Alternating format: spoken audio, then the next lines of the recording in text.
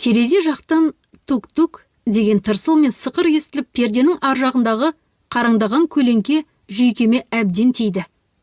Ашуланғаным сонша, өз-өзімді ұстай алмай не істейтінімді де ойламастан, пердені жұлып сырғытып, терезені кеңінен айқара аштым. Сол сәтте мысық тырнағын жая, тура бетіме ұмтыла секірді. Бір сәтке миымда мысықты соқпақты ағашпен сабап жатқан көрініс жарқ етті де, мен өзім де түсінбей, «Ұйықта!» деп айқайлап жібердім. Сол сөзбен бірге мысық ауада қалбалақтап барып, сылқ етіп жерге құлады. Не тірі, не өлі, түсініксіз. Мен креслодан жамылғыны жұлып алып, мысықты соған орап тастадым.